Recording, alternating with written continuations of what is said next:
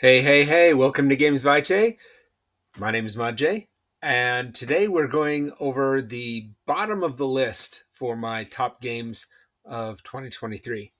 This is the category I kind of call also rans.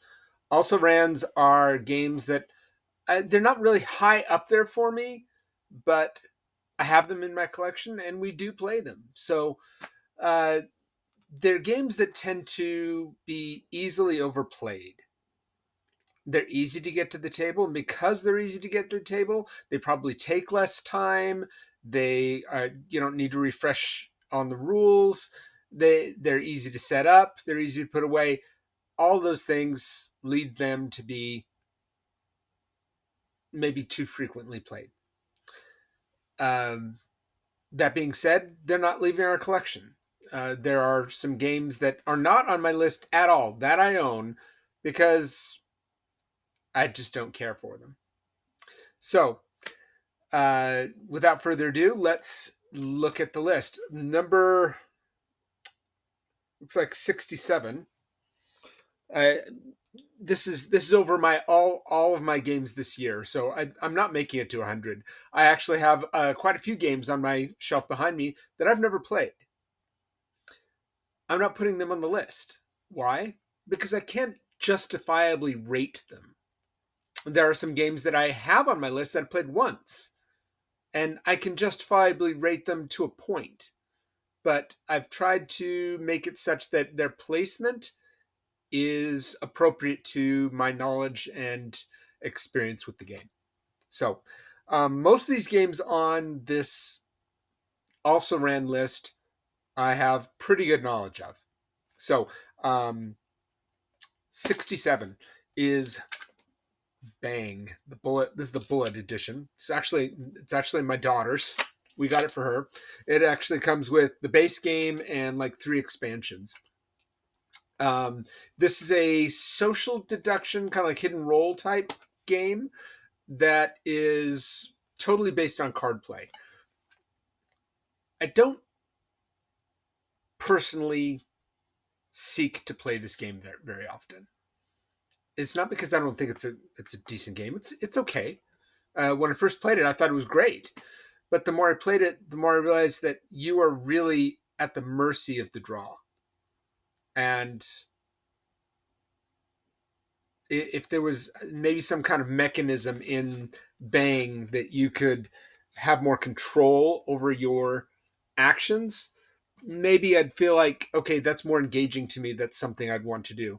But the goal is to, depending on who you are, if you're the outlaws, your goal is to shoot the sheriff. If you're the sheriff, your goal is to shoot all the bad guys. When I say shoot, you have so many lives depending on the character you get. There are asymmetric powers as well, which is also cool.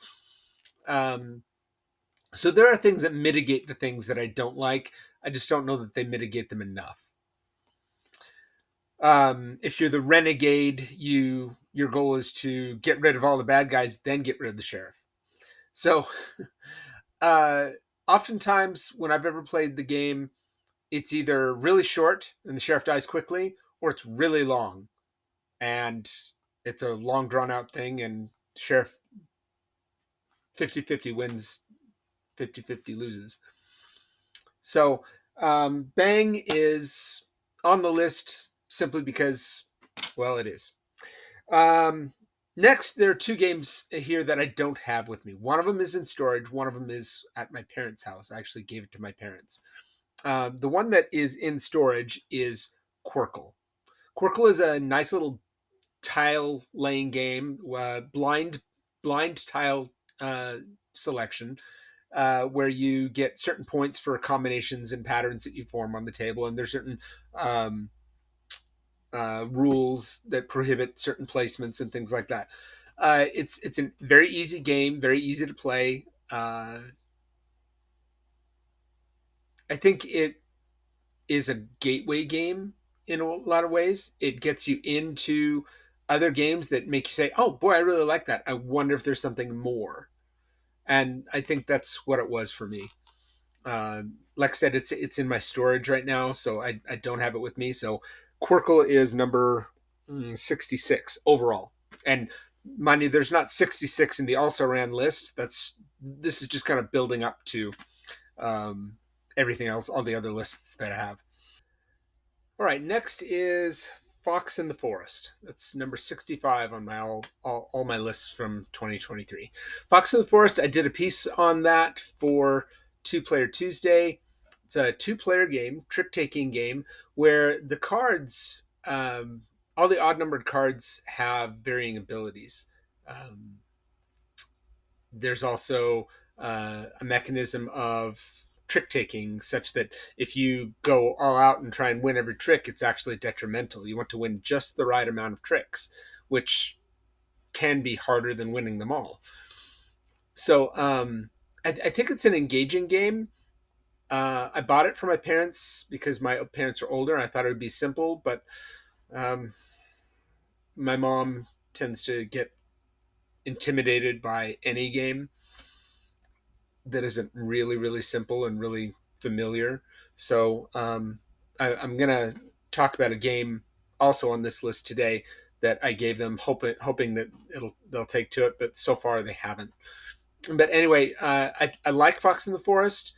It just didn't really hit the table much when I borrowed it from my parents to do that video. I had it at the house for quite a while, and it just never got called on. I think I suggested it once or twice, and nobody bit. So, Fox in the Forest is number 65. All right, this is the game that I gave my parents, thinking that, all right, this is pretty easy, but it kind of makes the mind work a little bit. I also did this for Two Player Tuesday. It's called Deblockle. Deblockle is my idea of a coffee table game. And this is a game that you could leave out on a coffee table and just play and doodle with. It's a fairly quick game. It's obviously an abstract. The moving of the game involves tipping these blocks such that the symbol that comes up when you tip it on face up to that side determines what kind of moves you can make. And the goal is to get these blocks to these stars when the star is tipping face up onto the star, and you can take it off. So the goal is to get your blocks off before your opponent does. I like it. I think it's a very cerebral game and that doesn't take long. I think it may be influenced by who goes first. I think the most recent times I played it, whoever went first is the person who won. And I think we're pretty evenly matched. So I'd have to play it more to determine whether that's the case. I just don't know if it's really worth it to me to determine whether there's a first player bias or not. Maybe if I really was bothered by it, and I haven't really decided whether I am, but it's a great game to just have as a filler, and I think it was worth mentioning. So, Deblockle. That was number 4. Okay, there it is. Number 63. Number 63 is actually a zany, fun game to play with people, but it doesn't get played that much. It's called Jungle Speed. Jungle Speed is a card matching game that you can play, I think, a few different ways.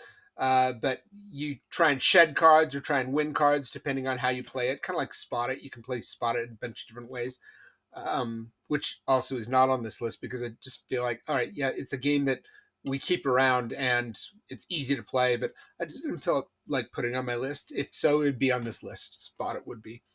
But anyway, Jungle Speed, whenever there's like a tie or something like that, grabbing this little, what they call a totem, is what determines who wins the tie. And that can get pretty zany. I think we've actually gotten a few bent cards because of it. So Jungle Speed, a lot of fun. In some ways, I wish we'd play it more often. But like I said, it just doesn't really get to the table much. So Jungle Speed, number 63. This one is, in some ways, I consider it a hidden gem, and in some ways I can understand why it's passed by. It is Battle Sheep. Battle Sheep by Blue Orange Games. It's an area control uh, area control at its purest in some ways. Area control abstract game where the setup is part of the game as well. You set up these tiles that affect how the board is laid out. So the variability of how the board is set up can kind of add to replay, but this is a game that in some ways doesn't get to the table very much. It's easy to get to the table, and maybe that's why it doesn't get to the table that much, is that it's you know what it is before you open it. I think it's fun. I think that if you're not careful, you can very easily get boxed in, and you leave a lot of pieces on the table. What you do is you take these stacks of sheep tokens, and when you move them, you can take as many of the tokens as you want except for one. You have to leave one in the spot that it's in to keep that territory, and you move it in straight lines, and you just keep moving it, trying filling out pastures. But if you get to the point where you're kind of boxed in, any sheep in that stack get stuck in that stack, and you can't use them. So it determines the game is determined by how many pastures you control, not how many sheep you have, because everybody has the same amount of sheep. So Battle Sheep, I think, is a great game to have for a family. It's very easy to get to the table, very easy to teach. But again, it's something that can get overplayed, but oddly enough hasn't been. So number 61. Okay. This is a game that does get to the table, or has gotten to the table a lot, enough that it doesn't get to the table much anymore. And it's not because it's not a good game. It's just that it's something that you play too much and you just kind of say, all right, yeah, I want something else. A lot of these games, in my opinion, you could fill it. You could say, instead of Uno, play this. Uno is a game that, when I was a kid, it took the world by storm because it was so new, so different. But today, everybody's had it in their house for generations, and it's almost like, hey, let's play Uno, and everybody says, oh, okay. It's not that it's a bad game; it's just that it's been played so much. I think this game kind of lends itself to that. It's fun. It's got a lot of take that.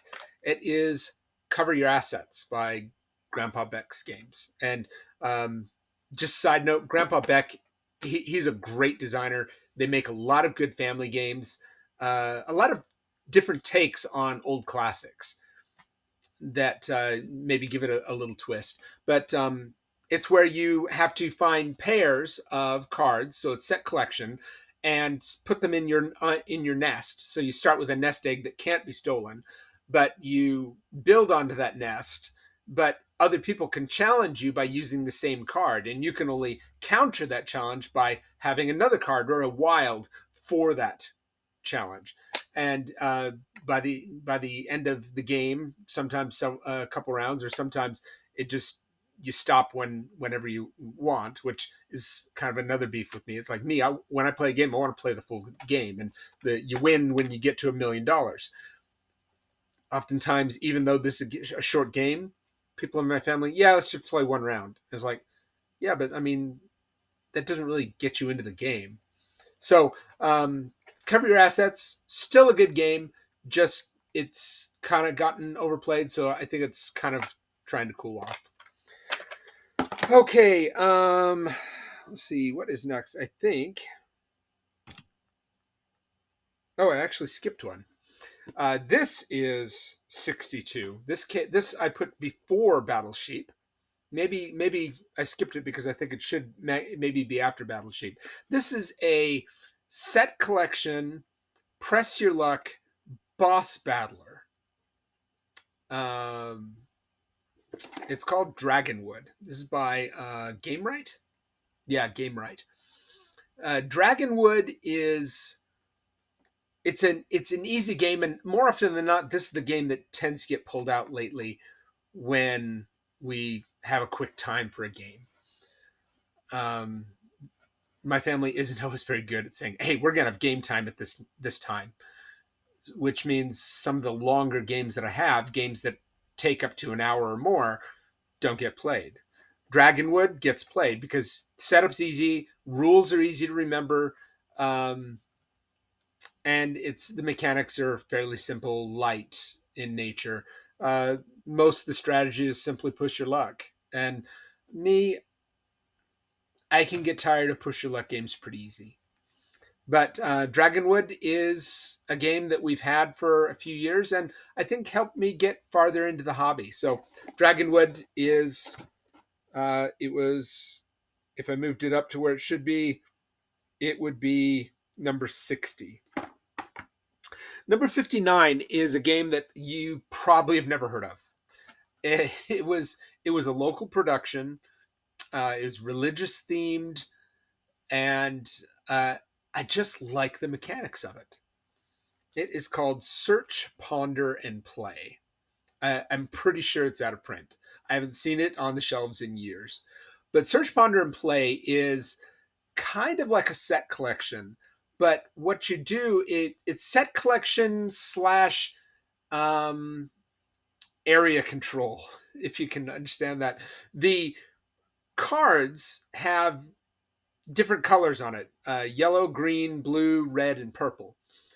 And the goal is to get a set of those colors strung together such that they connect 7 of the same color. And not all the cards are all completely one color. Sometimes they're broken in half and one side's one color, one side's another. Or sometimes they're broken in fourths and there's 4 different colors, one on each corner. And you can connect them by laying them down, orthogonally. And in addition to that, there's Uno-like cards that are kind of like a take that, or chaos-inducing cards where you can switch cards that you are trying to do, because each card has like a mission card, the secret mission card that they're trying to connect that color. You can switch that. You can take cards off. You can rearrange cards and different things. Anyway, it's a fun game. I never get tired of playing it, but we don't play it that often. So this is an also ran for that reason. Whether you're religious or not, the theme is really just kind of pasted on. You could pretty much ignore any theming there and have a great time playing this game. It's a fun game. If somebody said Uno or Search, Ponder, and Play, I would say Search, Ponder, and Play every time. It's a lot of fun. Number 59. Okay, number 58. This is a game that when I first got into the hobby, my parents used to run a chucker farm. They raised chuckers to give to, or to sell to, farms that ran hunting clubs. Well, some game magazine company thought they were, instead of a game bird farm, they thought they were a game store. So they started sending them copies of their magazine called Knucklebones. And they gave the copies to me because my parents knew I liked board games. So I read it, and because of that, I actually have a few games in my collection that I actually really like a lot because I read about them in Knucklebones. The first of these that I'm going to mention is Ringgz. Ringgz is an abstract area control, area majority type game that this is a really neat board. And actually, when I opened this up, there was a little scratch in the board. It kind of irritated me, but you live with that stuff, I guess. And all of the pieces are wood. One of the rings was actually split, so I had to get some wood glue and take care of that. But overall, the component quality is really nice, and it's a easy game to play.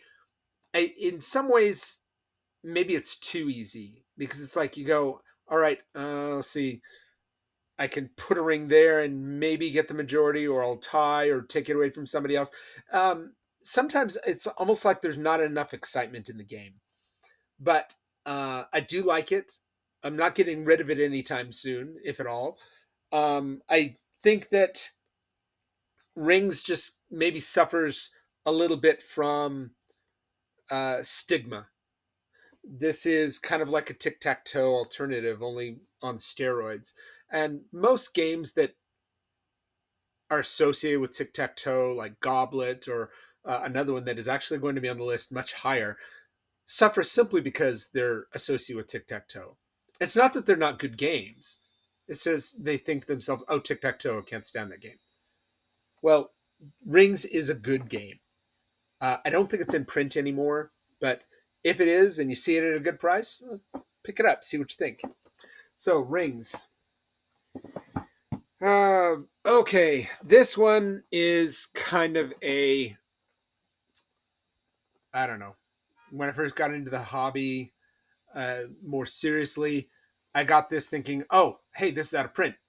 Even though I had the original base game, I got this one as a variant, thinking that this would somehow enhance my experience. Well, it sits on the shelf just as much as the base game did. So I'm going to include both the base game and the variant in the same ranking. It is number 57, Blokus. This is Blokus Trigon. Blokus and Blokus Trigon, pretty much the same game, only, and this one does play a little bit different because it's an area control piece laying game that you're laying down different colored tiles. You pick a color and your opponents pick colors, trying to get all your tiles down and block your opponents. And the way you lay them down are in the base game, it's orthogonally. In Trigon, you can use the corners of the triangle-like pieces, edges, to lay it down. I like the abstract challenge of Blokus, but for some reason it just doesn't hit the table very often. Maybe because we view it as primarily a 4-player game. 2-player just kind of, it just doesn't have the same zing to it. Multiplayer, and I think to play Blokus and Blokus Trigon, you really probably ought to hope to do 4, if not 3. Maybe 2 would be good. Each player taking 2 colors, but I've never played it that way. Maybe I should to try it, but Blokus and Blokus Trigon. If I had to do it over again, I'd probably just stay content with the one I had. But that being said, I have it, and yeah, it's number 57 on the list. Last one on the list, and this one maybe should be higher. Probably should be in the. You know what? I'm thinking about it myself right now. I think I am going to save it. I'm going to save it for the bronze level games because I do view it differently. I don't view this as an also ran. It's a game that doesn't get to the table because it has a lot of, well, to play it right, a lot of rounds to it. But I will get to that in the next video. So if you have any questions about any of these games, or if I didn't really explain the game well enough and you're curious about it, leave a comment in the comments below, and I will try and respond and give you a better description of what these games are like. Next video is going to be about my bronze level games. I'll describe more of why I call them bronze level in that video. Hopefully I can put it into words better. But until I see you then, this has been Games Vitae, and I hope to see you again in the next video. Thanks a lot.